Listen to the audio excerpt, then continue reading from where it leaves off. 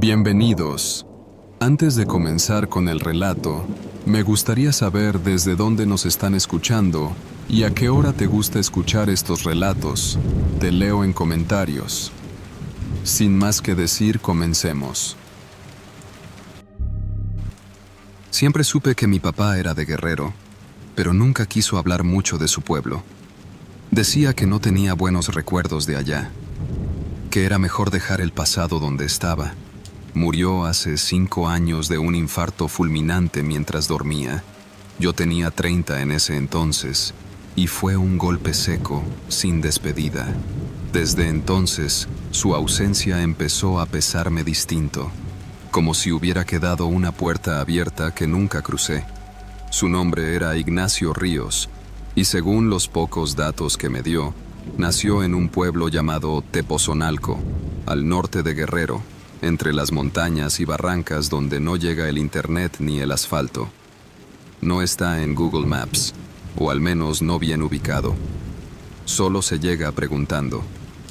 Después de pensarlo durante años, decidí ir. Tenía la necesidad de ver el lugar que lo vio nacer, de entender por qué se fue a los 17 y nunca miró atrás. Salí en autobús desde Toluca con una mochila al hombro, y tras más de 12 horas bajando y subiendo por brechas de tierra, llegué a Tlacotepec.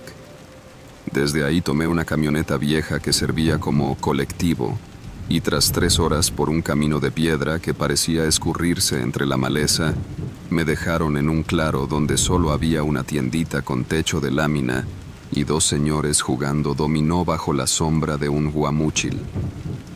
¿Tepozonalco?, les pregunté, con voz seca por el polvo del camino. El más viejo me miró sin responder.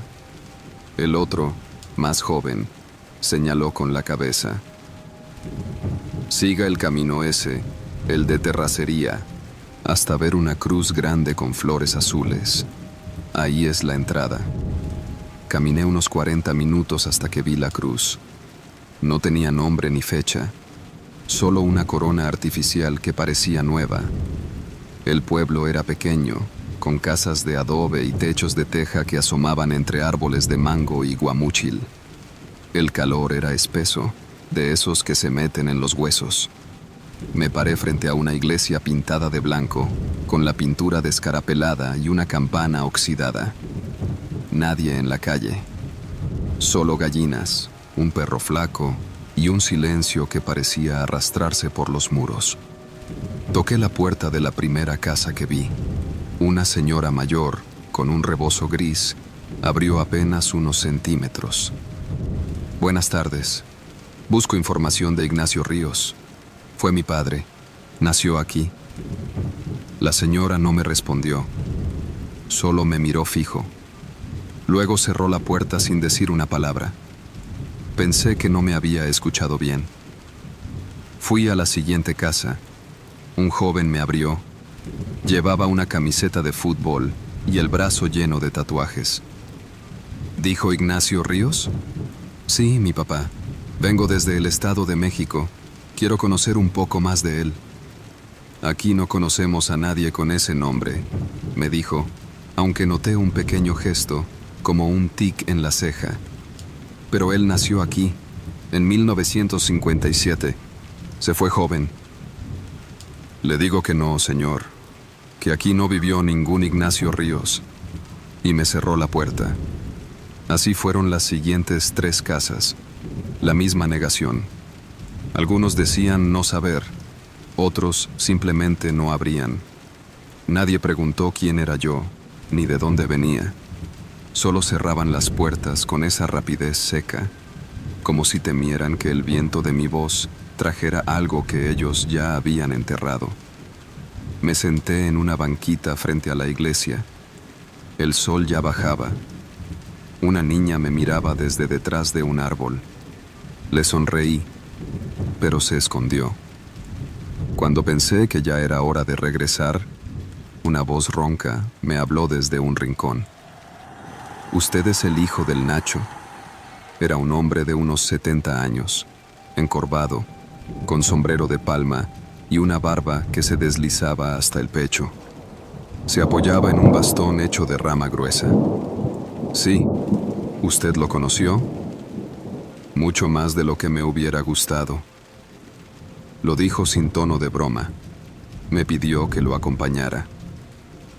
Caminamos hacia la parte trasera del pueblo, donde las casas desaparecían y la vegetación comenzaba a cerrarse.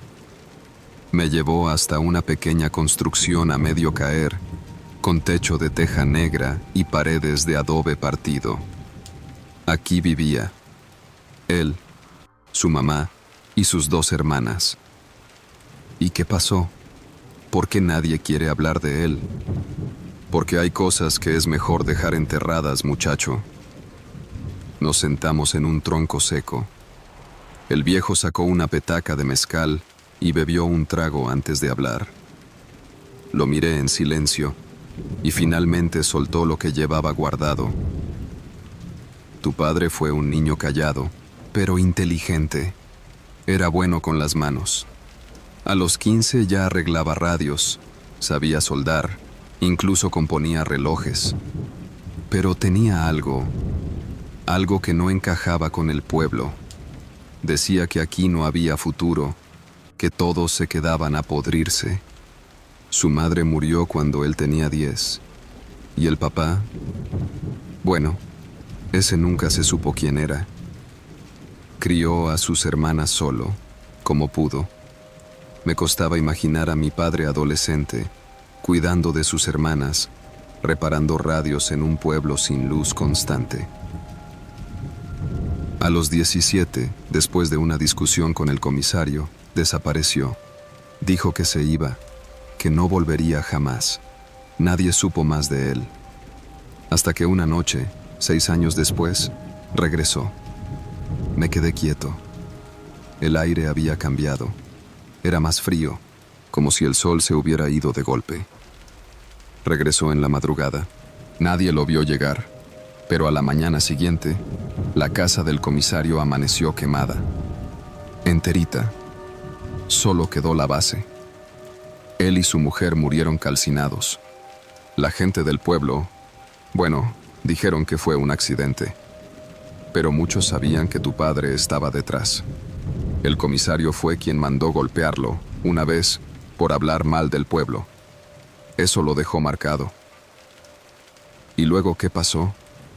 Se fue otra vez, pero esta vez con una niña, la hija del comisario. Tenía 13 años. Nadie volvió a ver a ninguno de los dos. Hasta que 20 años después, un hombre llegó con una familia a Toluca. Ahí estaba él, con otro nombre, con una nueva vida. No volvió a pisar este lugar.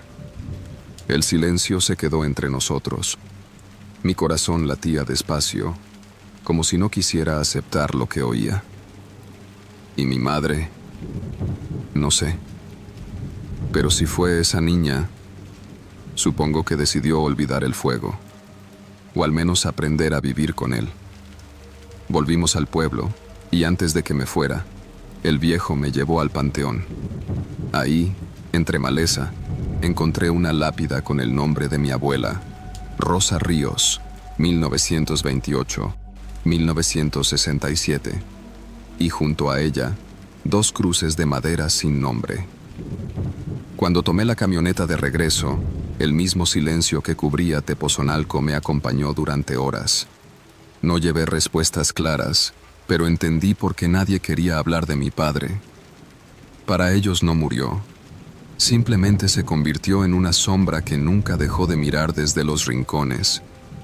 Y ahora, cada vez que veo sus fotos en casa, su expresión me parece distinta.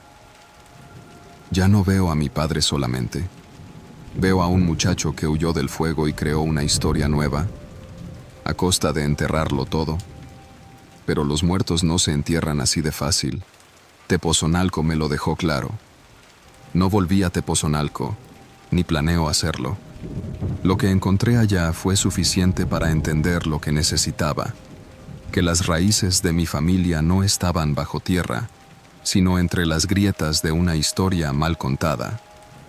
Cuando regresé a Toluca, guardé todo lo que había escrito en una libreta azul. Fechas, nombres, detalles que el viejo del pueblo me soltó. Pensaba, quizás, que con eso armaría un rompecabezas. Pero no fue así. Cada pieza que conseguía parecía abrir otra puerta, otro cuarto oscuro en la memoria de mi padre.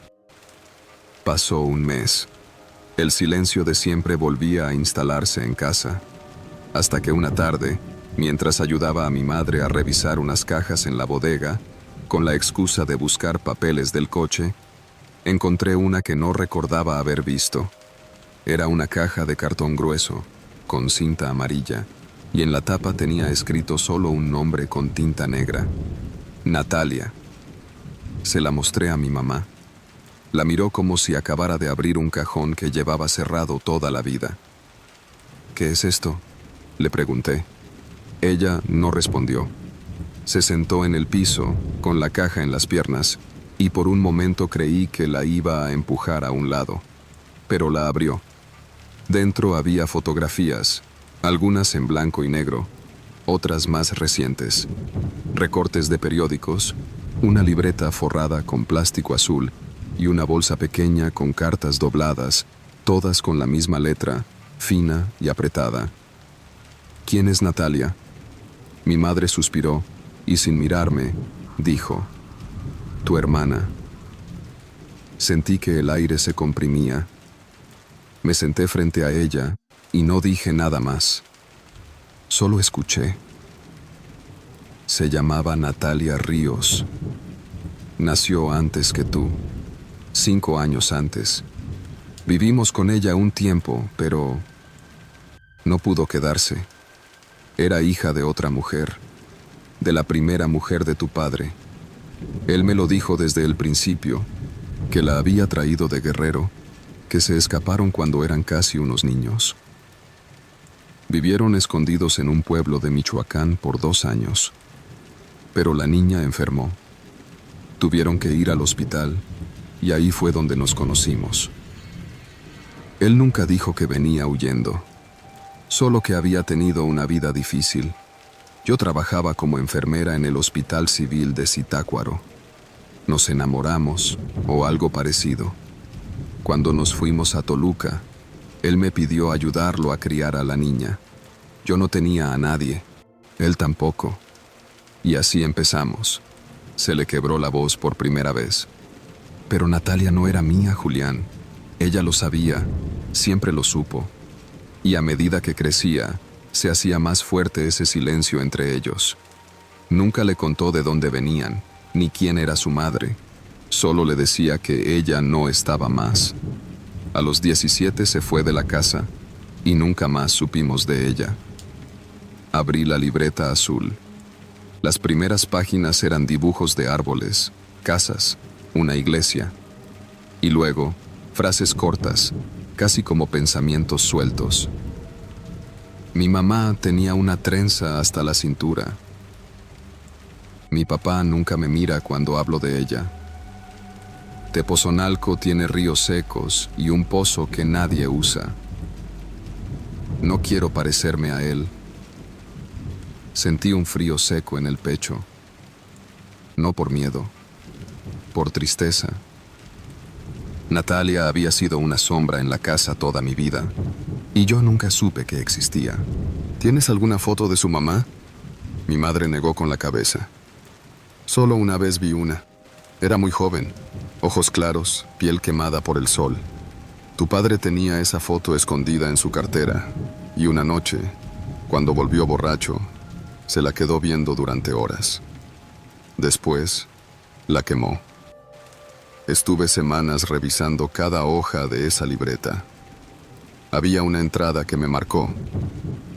A veces pienso que mi mamá murió en el fuego, y otras veces creo que todavía vive en otro lugar, con otro nombre.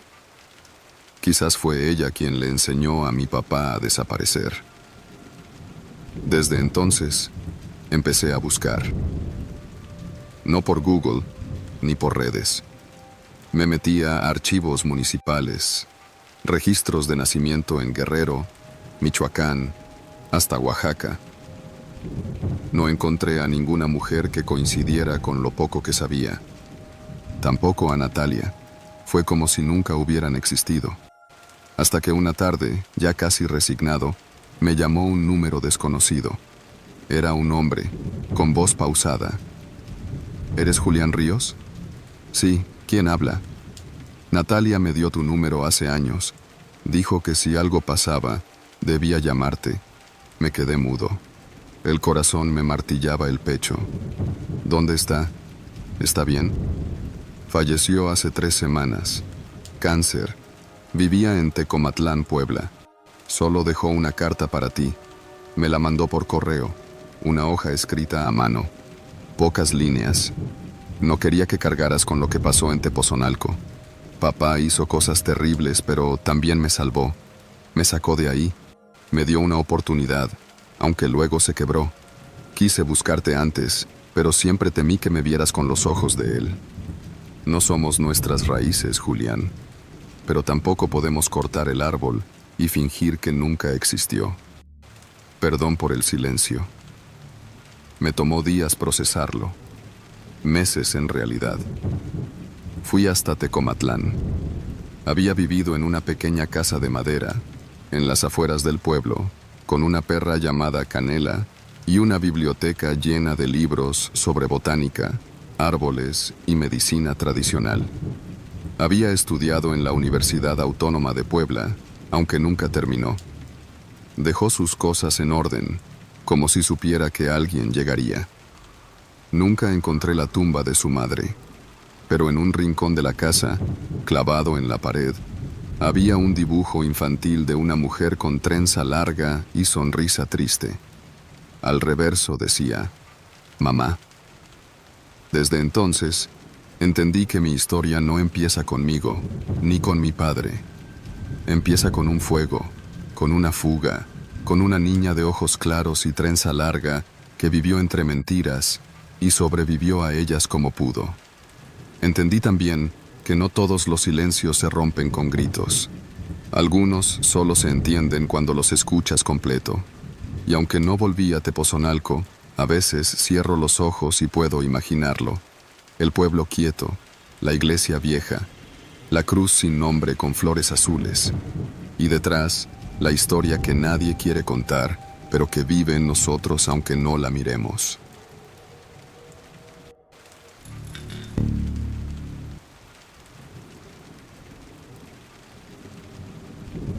Soy maestro de secundaria y hace 2 años acepté una plaza temporal en un pueblo de la sierra oaxaqueña llamado San Lorenzo de las Higueras. Nunca había oído hablar de ese lugar. Lo busqué en internet antes de irme y lo único que encontré fue una mención perdida en un documento del INEGI, sin fotos, sin reseñas, sin nada.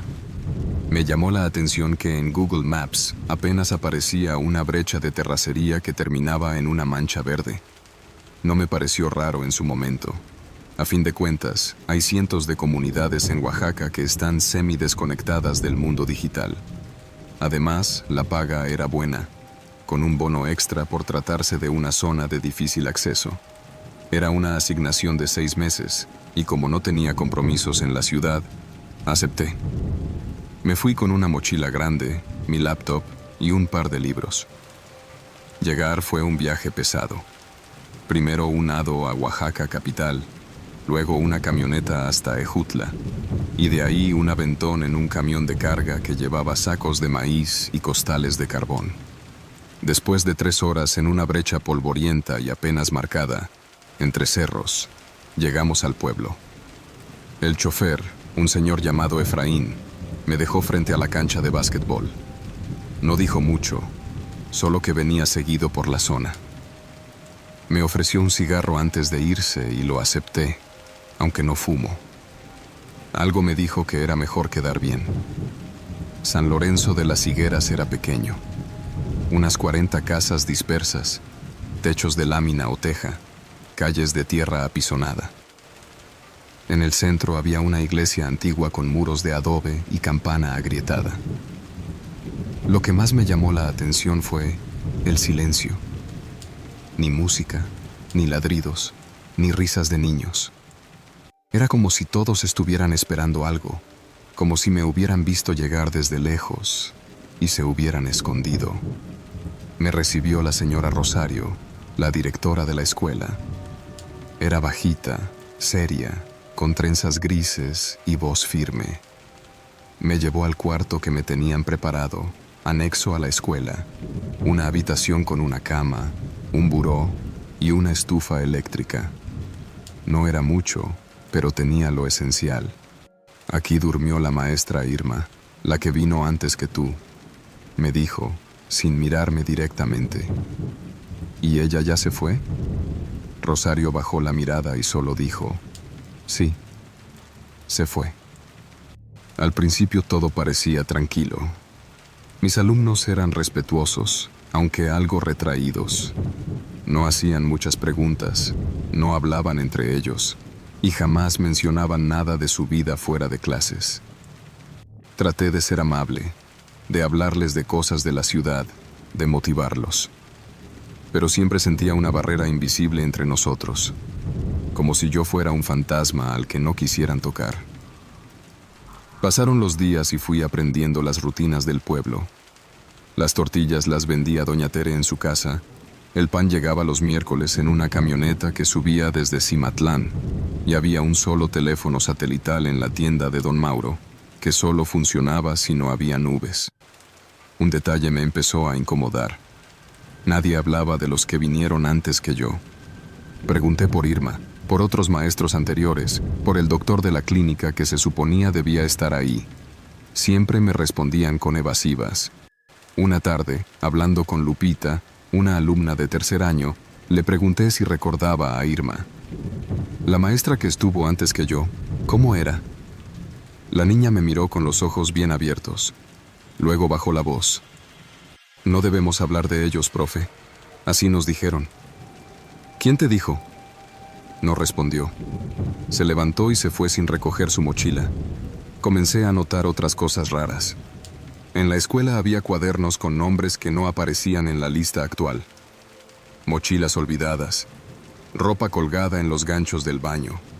Pero cuando preguntaba por esos alumnos, Rosario me decía que eran de otros ciclos. Aún así, todo parecía reciente. Una noche, mientras revisaba cuadernos en mi cuarto, escuché que alguien tocaba la puerta. Era don Mauro.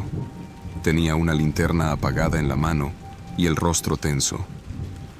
Profe, no salga en la noche. Si oye algo, no haga caso. ¿Qué cosas? Cosas. Solo no salga. Y si alguien lo llama por su nombre, no conteste. Me dejó con esa advertencia y se fue.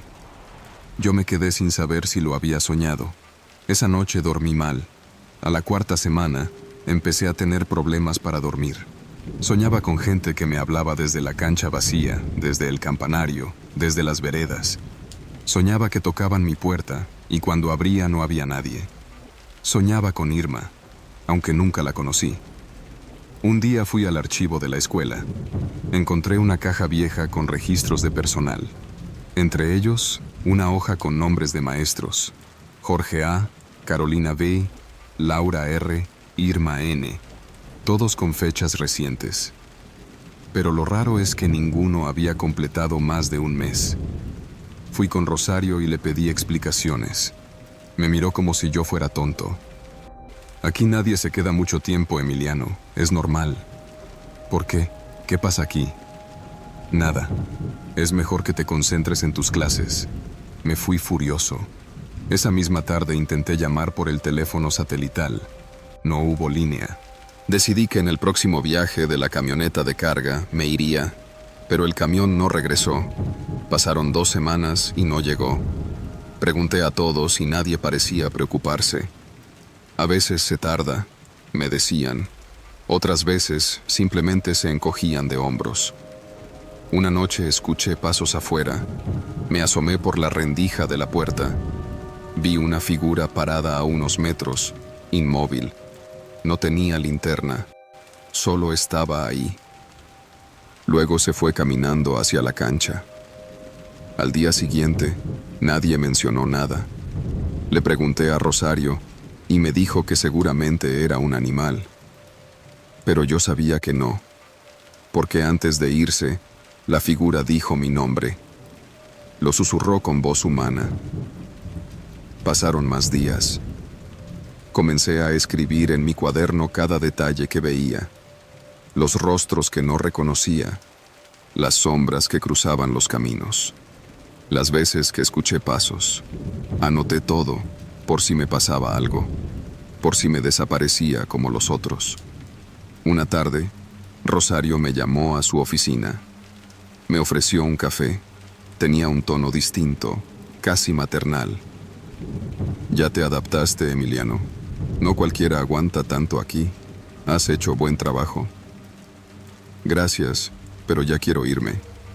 En cuanto llegue la camioneta, me voy». Ella me miró fijamente. «¿Y si no llega, qué vas a hacer?» «Buscaré camino abajo». Ella sonrió. Una sonrisa sin alegría. «No hay camino abajo. Se corta después del tercer cerro». No supe si estaba amenazándome o solo describiendo la realidad, pero esa noche empaqué mis cosas. Salí a las 4 de la mañana. Llevaba una lámpara, comida, agua y mi cuaderno. Tomé el camino de la brecha. Caminé por horas. El sol salió y el calor apretó. Pasé los 3 cerros que mencionó Rosario, pero después del tercero, el camino simplemente terminaba. No en una curva, no en una pendiente, no en una barranca. Terminaba en seco, como si nunca hubiera existido. No podía creerlo. Subí a un risco y desde ahí vi el pueblo otra vez. Era más pequeño de lo que recordaba, más apagado, y me di cuenta de que no había postes, ni cables, ni antenas. Nadie tenía señal. Nadie tenía forma de comunicarse. Volví, porque no tenía opción. Nadie supo que me fui. Nadie preguntó. Desde entonces, he seguido dando clases. Los alumnos siguen igual. Cada cierto tiempo llega otro maestro, o un médico, o un ingeniero. Todos se quedan unas semanas y desaparecen.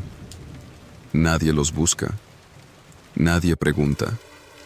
Yo aún estoy aquí. Nadie me ha dicho si puedo irme, y la camioneta no ha vuelto. Por eso lo escribo ahora, en este cuaderno, por si alguien lo encuentra, por si alguien quiere saber qué pasó con Emiliano Ortega, o con Irma, o con Jorge, o con Carolina, o con los que vinieron antes. Después de aquel intento por salir, supe que no tenía sentido seguir probando. El camino que tomé aquella madrugada era el único que conocía y no me llevó a ninguna parte. Literalmente. Desde entonces, algo cambió en mí. Ya no era solo la sospecha, ahora era certeza. San Lorenzo de las Higueras no era un pueblo común, y los que llegaban de fuera no se iban. Pasó una semana desde que regresé y nadie me dijo nada. Ni Rosario, ni don Mauro, ni los alumnos. Ni siquiera actuaron raro. Era como si no hubieran notado mi ausencia de casi 2 días, o peor aún, como si supieran que iba a volver de todas formas. Yo trataba de mantener la cordura con rutinas, daba clases, corregía tareas, cocinaba en mi hornilla eléctrica, escribía en mi cuaderno cada noche. Pero había una constante, el silencio. Ese silencio espeso, absoluto, que parecía contener una vigilancia sorda. Hasta los perros del pueblo ladraban poco. A veces me sentaba fuera del salón al terminar las clases, solo para ver si escuchaba algún indicio de vida más allá. Una radio prendida, una discusión familiar, niños jugando. Pero no. Solo el viento y el zumbido lejano de los insectos. Una tarde, Rosario me pidió que la acompañara al almacén de la escuela, al fondo del patio, para revisar unos libros donados. Me pareció raro. Era la primera vez que me pedía algo así. El almacén era una construcción baja, de adobe, con techo de lámina y una puerta vieja que se abría con dificultad. Dentro olía a humedad, a papel guardado por años. Mientras Rosario revolvía unas cajas, noté una estantería al fondo, cubierta con una manta. ¿Y eso? Rosario se detuvo y me miró con la cabeza inclinada. No es para ti, Emiliano. ¿Por qué no? Porque si quieres seguir aquí, mejor no preguntes tanto. Me incomodó su respuesta, pero me contuve. Cuando salimos, me fijé que la puerta tenía un cerrojo por fuera. ¿Quién guarda libros bajo llave? Esa noche me despertó un golpe seco, como si algo hubiera caído cerca de mi cuarto. Me puse la chamarra, tomé mi linterna y salí. Era casi medianoche.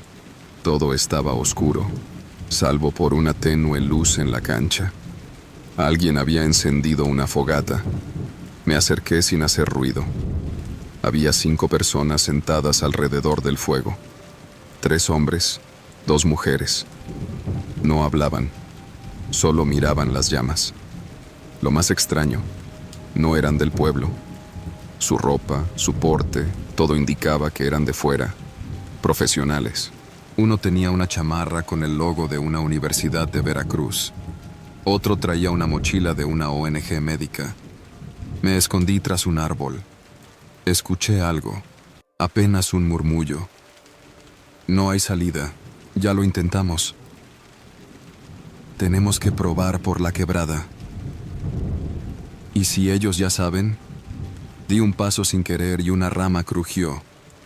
Todos giraron al mismo tiempo. Uno se puso de pie. ¿Quién anda ahí? Corrí de regreso a mi cuarto. Esa noche no dormí. No supe si eran reales, si me habían visto, pero no volví a verlos. 2 días después, Rosario me anunció que llegaría una nueva maestra, de primaria. Se llamaba Alicia. Vino en burro, acompañada por el mismo Efraín que me trajo a mí. La saludé de inmediato. Estaba confundida, igual que yo al principio. ¿Y aquí no hay señal?, me preguntó. No. Y no intentes salir caminando. Ya lo hice. ¿Cómo que no se puede? Simplemente no hay salida. Me miró como si estuviera loco. Yo también lo habría hecho. Pasaron los días. Alicia fue adaptándose, pero me evitaba, como si mi actitud le incomodara. Supongo que no quería contaminarse de mi paranoia. Una tarde la vi hablando con Rosario. Desde lejos parecía una conversación tensa. Al rato Alicia pasó junto a mí sin saludar. En su cara había algo más que enojo. Había miedo. El martes siguiente, Alicia no llegó a la escuela. Pregunté. Nadie supo. Fui a buscarla al cuarto que le asignaron en la antigua clínica. Estaba vacío, la cama tendida. Su mochila no estaba. Le pregunté a Rosario. ¿Se fue? ¿Cómo? ¿En qué se fue? Dijo que no le gustaba el clima. Caminó hacia la brecha. ¿Y la dejaste ir sola? Rosario cerró el libro que leía con calma. Aquí cada quien es responsable de sus decisiones. No me lo creí. Esa noche fui al almacén. Forcé la cerradura con una varilla que encontré tirada cerca del taller. Una vez dentro, con la linterna alumbré el fondo. Quité la manta de la estantería. No había libros. Había pertenencias, mochilas, libretas, ropa, un gafete con el nombre de Jorge A., un cuaderno de notas con el nombre de Irma y, en la última repisa, una mochila roja con el nombre de Alicia. No podía respirar. Sentí algo en el pecho, un golpe seco. Ella no se había ido, la habían sacado del juego. Salí del almacén y corrí al cuarto. Escribí todo en mi cuaderno, hasta los detalles más mínimos, como si al escribirlos pudiera protegerlos del olvido. Desde entonces, ya no duermo bien. Me levanto en medio de la noche. Escucho pasos, voces que no distingo. A veces creo ver gente en el patio de la escuela. Gente que no está. Gente que parece recordar lo que yo empiezo a olvidar. Porque eso también está pasando. Empiezo a olvidar cosas, fechas, nombres. A veces me cuesta recordar por qué vine aquí. A veces me miro al espejo y tardo en reconocerme. Hay algo en este lugar. No es brujería. No es fantasía. Es un sistema. Algo más grande. Algo armado. Los que llegan aquí desaparecen porque nadie los busca. Porque nadie sabe que existió San Lorenzo de las Higueras. Porque no está en ningún lado, más que en papeles viejos. Porque, me temo, ni siquiera debería existir. Estoy escribiendo esto como testimonio, en caso de que logre hacer que estas hojas salgan de aquí. Tal vez pueda pasárselas a Efraín, si vuelve. O dejarlas escondidas en la camioneta de pan que sube los miércoles. Lo que sea. Me llamo Emiliano Ortega. Soy maestro. Y si estás leyendo esto, por favor no vengas.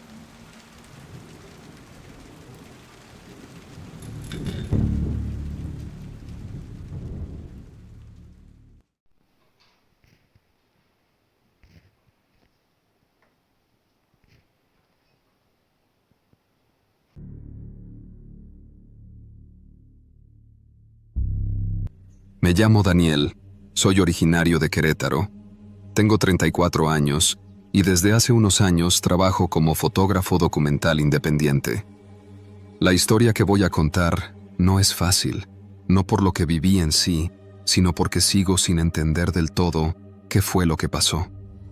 A veces me convenzo de que exageré, de que algo se me fue de las manos, pero luego recuerdo los rostros, las miradas, y cómo sentí que el mundo se cerraba a mi alrededor sin que pudiera hacer nada. Esto pasó hace año y medio, en octubre. Tenía tiempo planeando un viaje corto para alejarme de la rutina y desconectarme del ruido de la ciudad.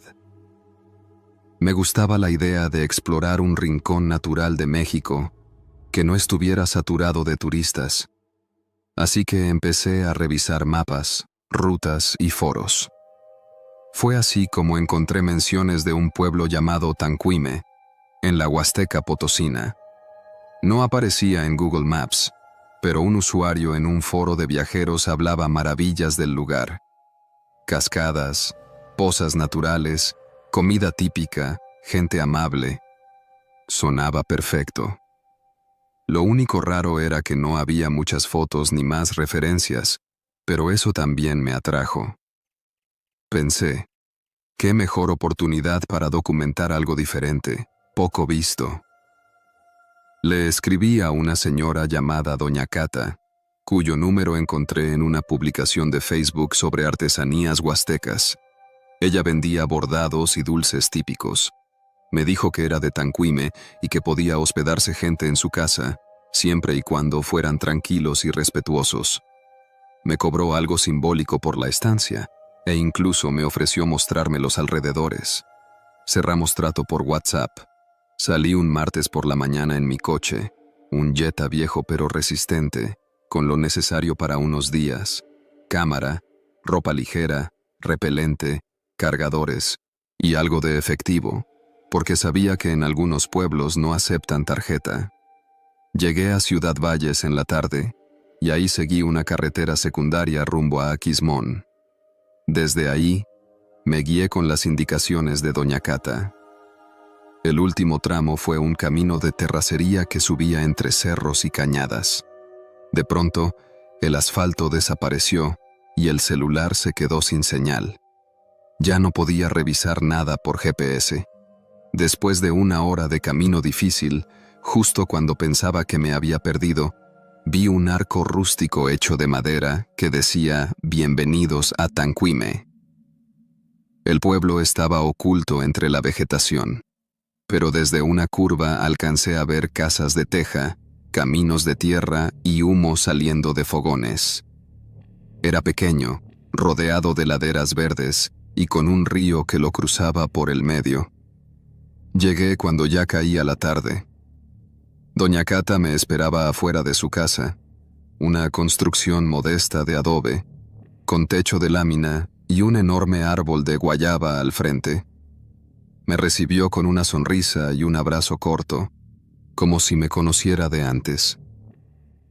No tenía hijos, pero vivía con una sobrina adolescente que apenas saludó y se metió sin decir palabra.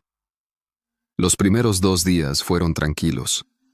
Caminé por el río, tomé fotos del entorno, hablé con algunos vecinos, todos mayores, y comí delicioso: tamales de zacahuil, enchiladas huastecas, café de olla. El aire olía a tierra mojada y a leña. No había internet, ni señal, pero lo agradecí. Me sentía desconectado, en paz. La tercera mañana fue cuando empecé a notar cosas raras. Desperté temprano para ir al mirador que me había mencionado doña Cata. Caminé hacia la salida del pueblo, pero al llegar al único camino de entrada y salida, me encontré con una camioneta atravesada, bloqueando el paso. 3 hombres, que no había visto antes, estaban sentados a la sombra, con machetes colgando del cinto. Les pregunté si había algún problema, pero uno de ellos me respondió, sin mirarme siquiera: «Hoy no se puede salir». Pensé que era una especie de protesta o algo local. Regresé a casa de doña Cata y le pregunté qué pasaba.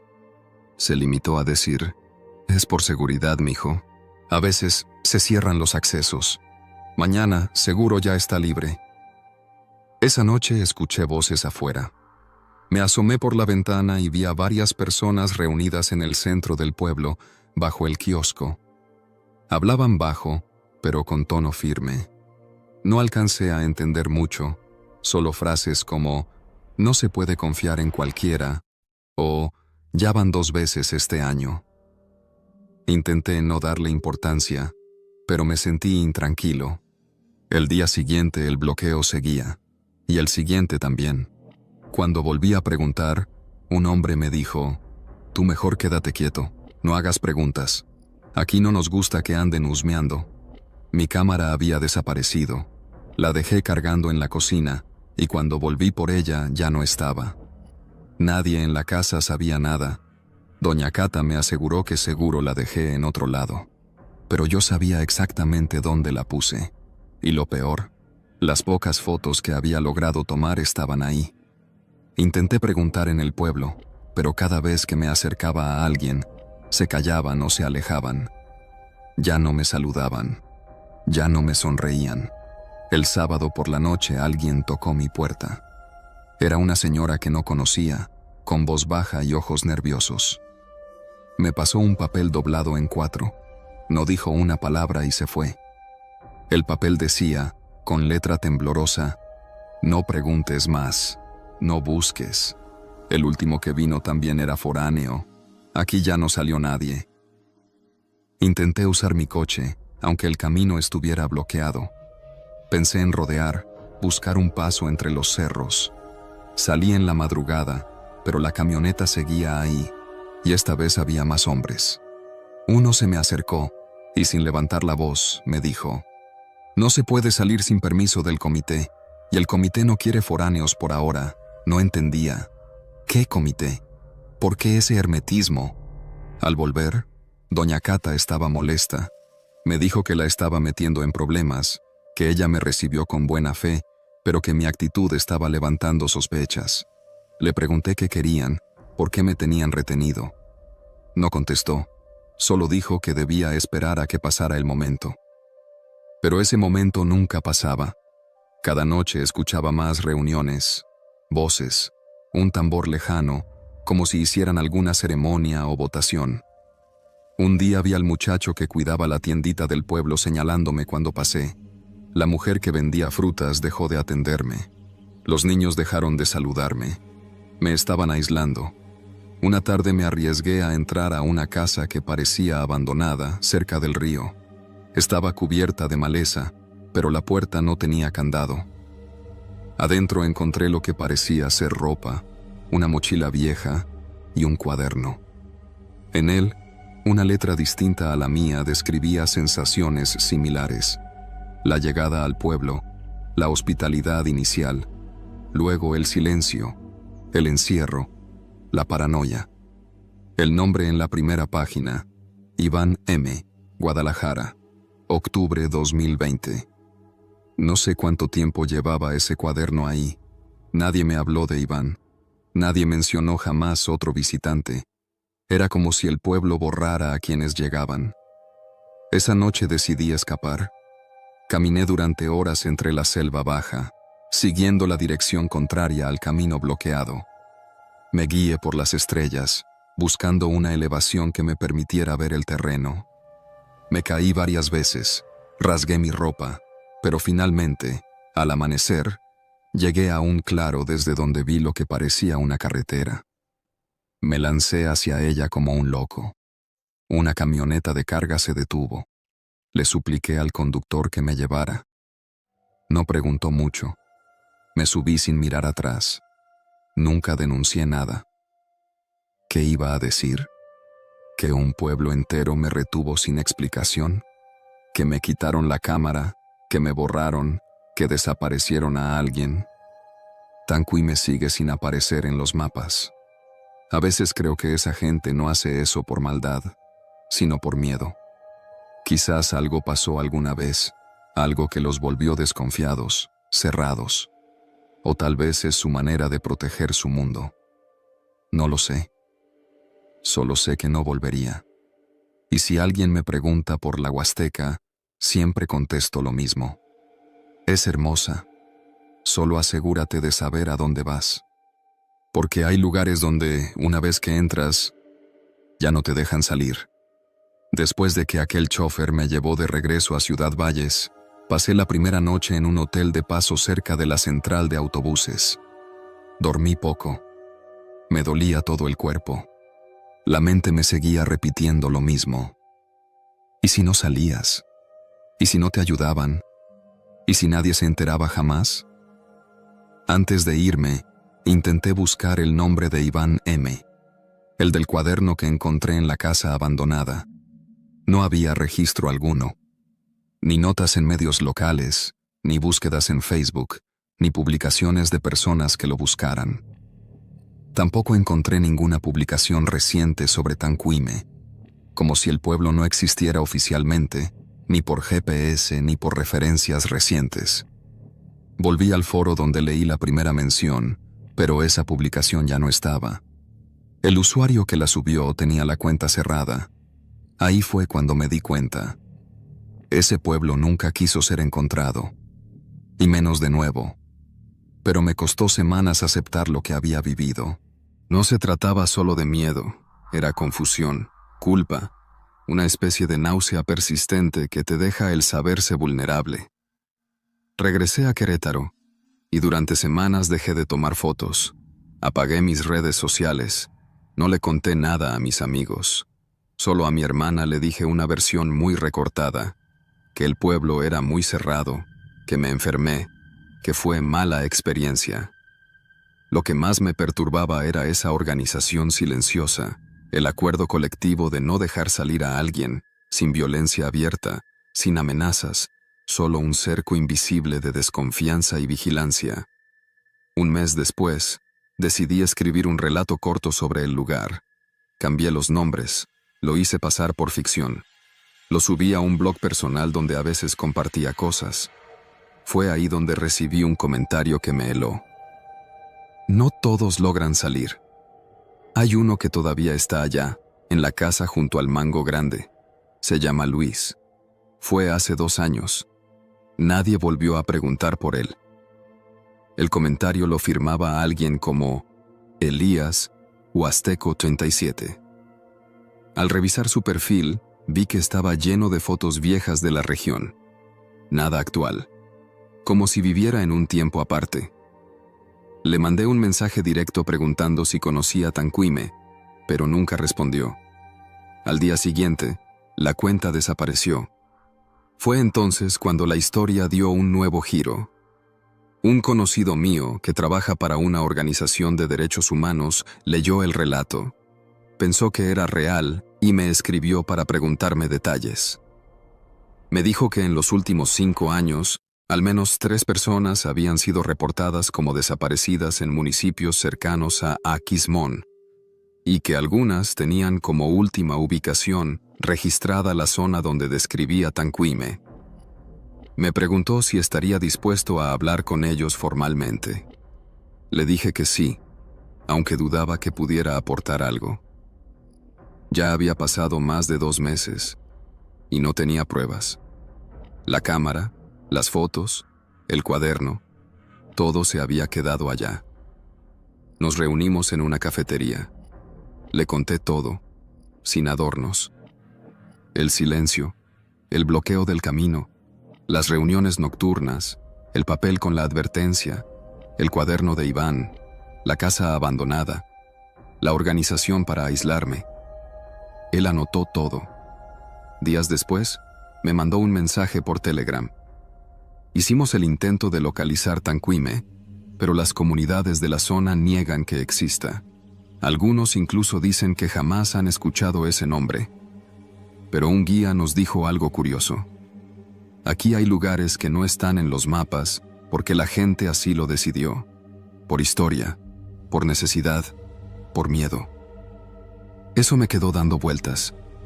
En enero, decidí volver a la Huasteca, pero no para buscar el pueblo. No soy tan ingenuo, sino para intentar encontrar a alguien más que lo conociera.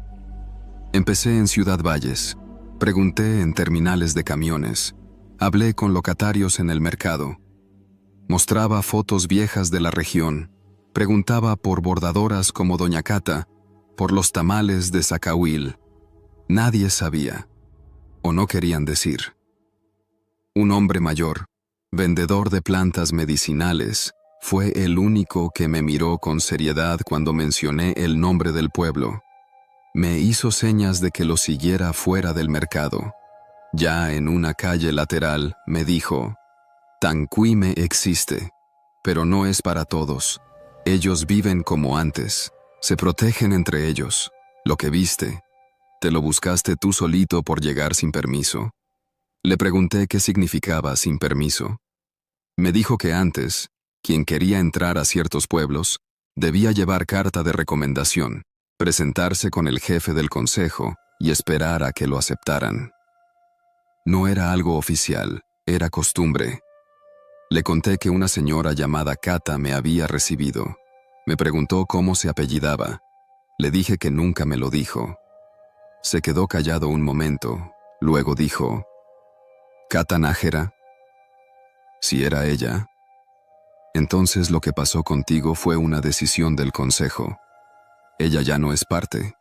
Hace tiempo que no la invitan a las reuniones. Dicen que un día trajo a alguien que causó problemas. Desde entonces, la vigilan a ella también. Le pregunté si sabía qué pasó con Iván, el del cuaderno. Su respuesta fue seca.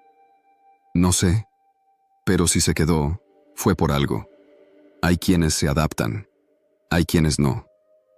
Antes de irse, me soltó una frase que todavía me cuesta digerir.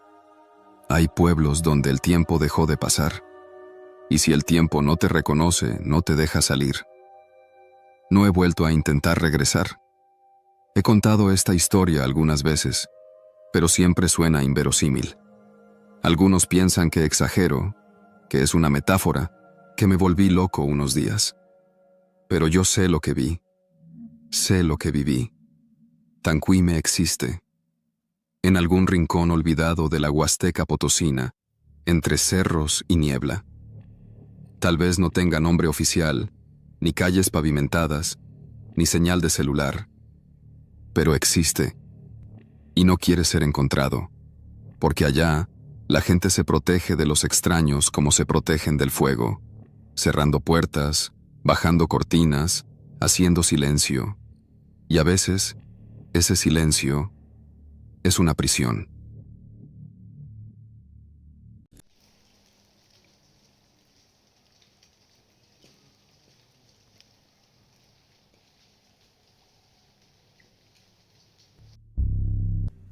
Me llamo Jorge, tengo 29 años y esta historia que voy a contarla no por gusto, sino porque desde que pasó no puedo dormir igual. A veces uno cree que la gente exagera cuando dice que una experiencia le cambia la vida, pero cuando te pasa, cuando de verdad te pasa, ya no te burlas. Fue en noviembre del año pasado. Yo vivo en Morelia, y mi novia, Majo, había insistido durante semanas que fuéramos a pasar un fin de semana a Pátzcuaro. Decía que quería desconectarse de la ciudad, comer rico y tomar fotos para su Instagram. Yo al principio me hice el desinteresado, pero en el fondo me apetecía. Era de esas cosas que uno posterga hasta que ya no puede decir que no.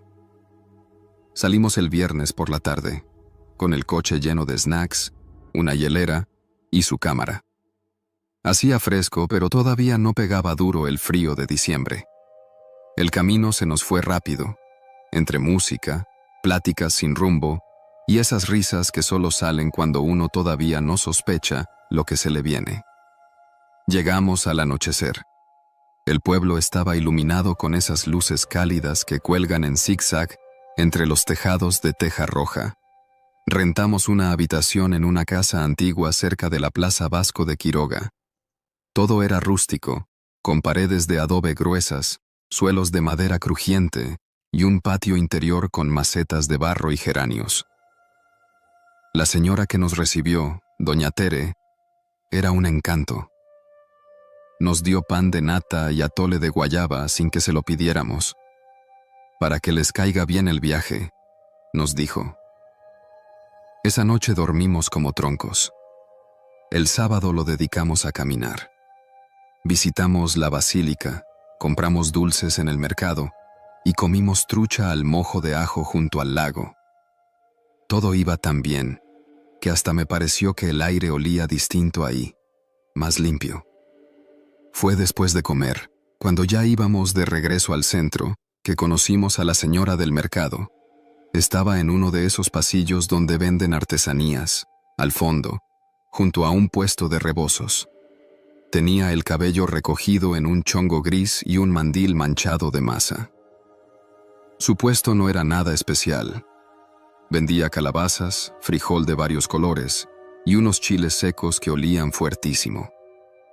Cuando pasamos junto a ella, nos dijo con una voz medio ronca: «Joven, ¿nos puede hacer un favor?». Nos volteamos. Majo me miró como preguntándome: «¿Le hacemos caso?». Yo dudé, pero por educación me acerqué.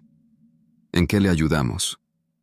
La señora, que después supimos que se llamaba Matilde, nos explicó que tenía que mandar un encargo a una ranchería a las afueras, rumbo a Tzintzuntzan. Dijo que normalmente su sobrino se lo llevaba, pero que estaba enfermo, que era una bolsa con cosas para su hermana, y que si íbamos en carro y no nos quedaba muy lejos, se los dejáramos. A cambio, nos daba unas calaveritas de azúcar artesanales y un queso fresco, de los buenos, no de los de tienda, dijo. Majo, que siempre ha sido más confiada que yo, aceptó sin pensarlo mucho. Yo no estaba del todo convencido, pero como ya había visto que la señora estaba ahí con su puesto y no parecía peligrosa, acepté. Nos dio una bolsa de ixtle amarrada con un mecate y nos explicó cómo llegar. Es una casita de teja con una puerta azul, en el kilómetro 7 de la brecha, después de donde está un ahuehuete grande. Nos dijo, se llama Simona y va a estar esperándolos. Nos pidió que no abriéramos la bolsa, que era algo personal, y que por favor la entregáramos antes de que se metiera el sol. Salimos del pueblo rumbo a la ranchería como a eso de las 4:30. El camino estaba bien hasta que tomamos la terracería. Era una vereda estrecha, entre árboles retorcidos y campos secos, donde apenas cabía el coche. Conforme avanzábamos, el paisaje se fue volviendo más cerrado, más denso, como si el bosque se nos viniera encima. Después de un rato, vimos el ahuehuete que nos dijo Matilde. Era enorme, viejo, parecía llevar ahí siglos. Doblamos a la derecha y seguimos contando kilómetros. A los pocos minutos vimos la casa. Efectivamente, era de teja, con una puerta azul desteñida y una cerca de palos amarrados con alambre. Tocamos. Nadie salió. Tocamos de nuevo, y al fin salió una mujer delgada, con el rostro curtido por el sol y los años. Tenía el cabello cubierto con un rebozo negro. No dijo nada, solo vio la bolsa y nos hizo una seña para que se la diéramos. Yo lo hice, y en cuanto la tuvo en las manos, se metió sin agradecer. No sé qué esperábamos, quizá una sonrisa, un «gracias por el favor», algo, pero no.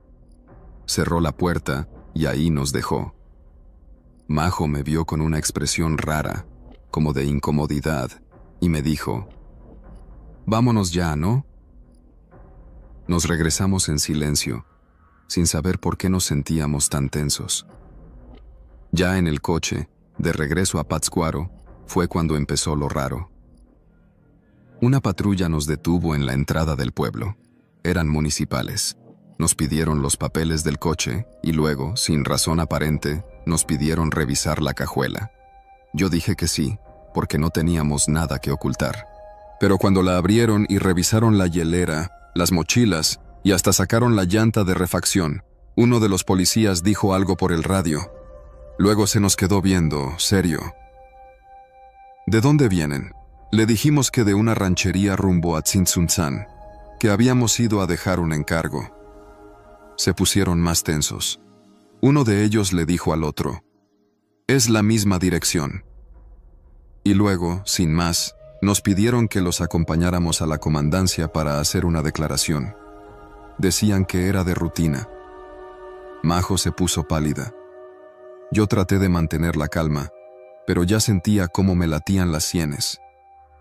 En la comandancia, nos hicieron esperar 1 hora en una sala chiquita, sin decirnos nada. Luego llegó un comandante, con cara de no haber dormido en días. Nos preguntó de nuevo qué llevábamos, quién nos lo dio, a dónde lo entregamos.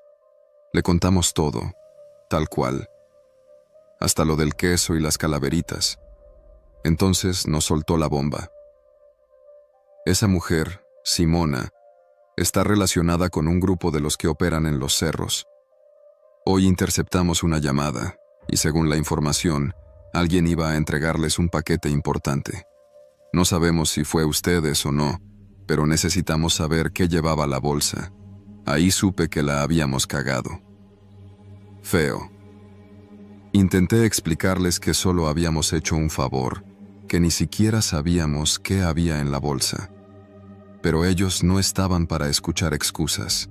Nos dejaron ir después de 3 horas, pero con la advertencia de que si salía algo más, nos iban a buscar.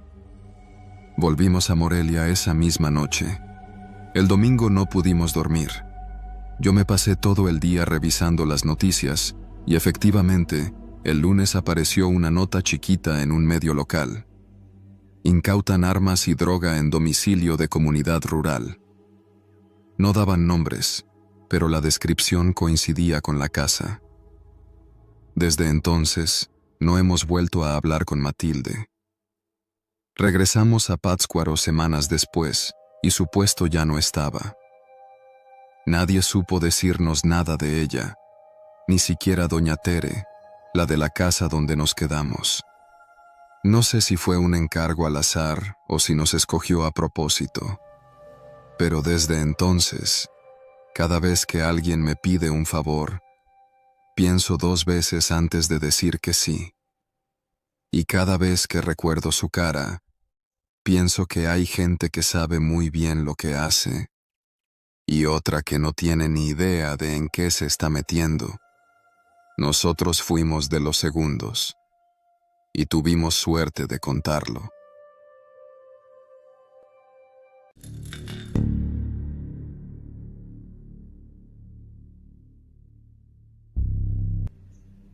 Me llamo Jorge Arredondo y nací en un pueblito de Zacatecas que casi ni aparece en los mapas. Se llama El Ojo de Agua, aunque de Ojo de Agua ya no le queda nada. Es un caserío polvoriento rodeado de cerros pelones, mezquites torcidos y unas cuantas casas de adobe que se caen a pedazos con cada temporal. Me fui de ahí cuando tenía 17 años. Me fui porque tenía miedo de quedarme. A los 17 uno no lo dice así.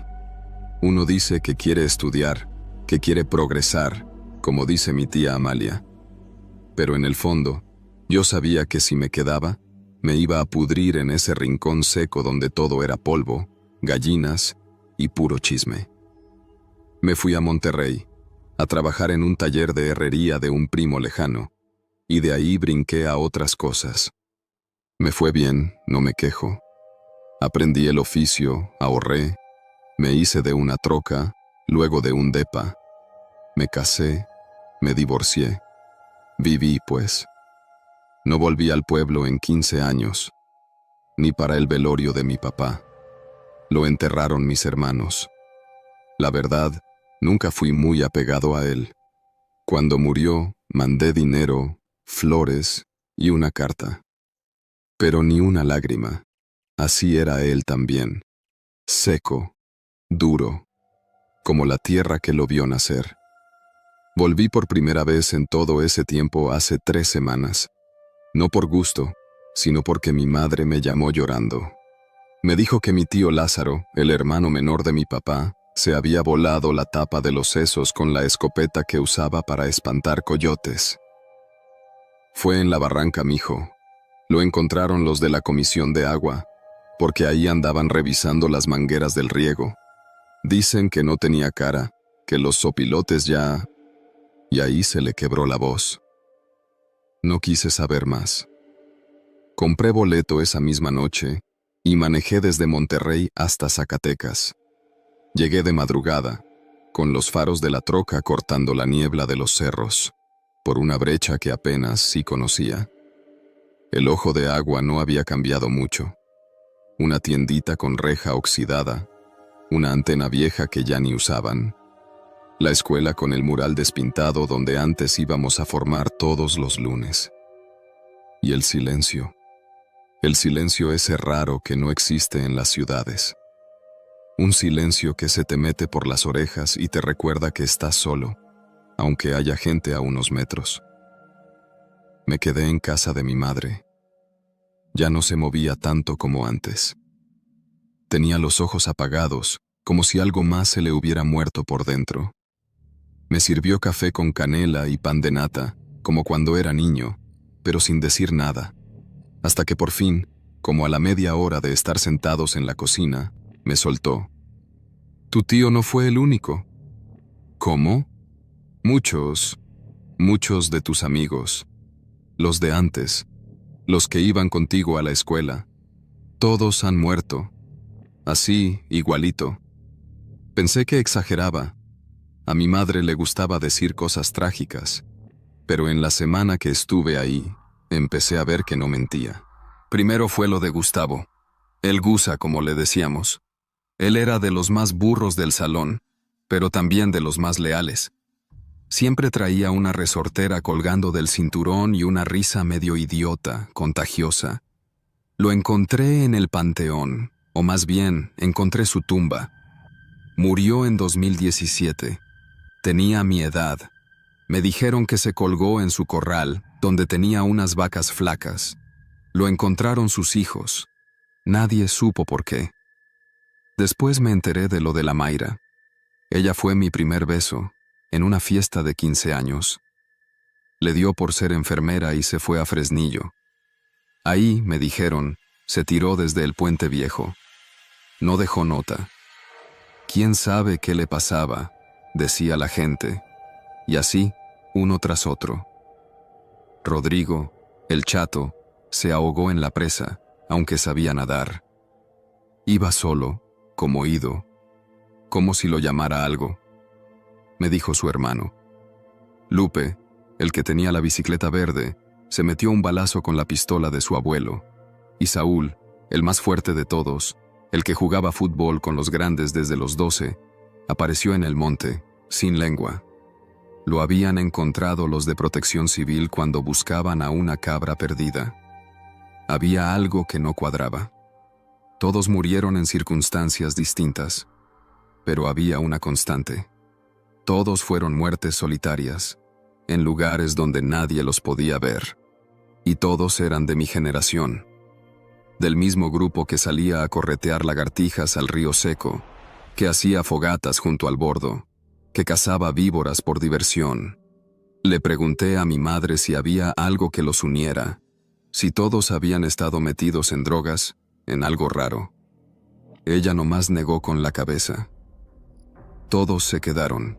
Ninguno salió como tú.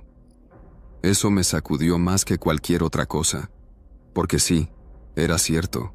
Todos ellos se habían quedado, y algo se los estaba llevando, uno por uno. Me puse a revisar fotos viejas. Mi madre tenía una caja con álbumes en el cuarto donde antes dormía mi papá. Había fotos de la escuela, de cumpleaños, de días del niño. Ahí estábamos todos, con las mejillas llenas de tierra y sonrisas de dientes chuecos. Y ahí estaba también el que me hizo fruncir el ceño. Efraín. Efraín era el raro del grupo, siempre vestido de más, hasta en pleno mayo. Callado, observador, decía cosas que nadie entendía. Hacía dibujos raros con tizas de colores. Nos caía bien, pero nos daba cosita. Un día se fue. Nadie supo a dónde. Su familia también desapareció. Ni siquiera hubo despedida.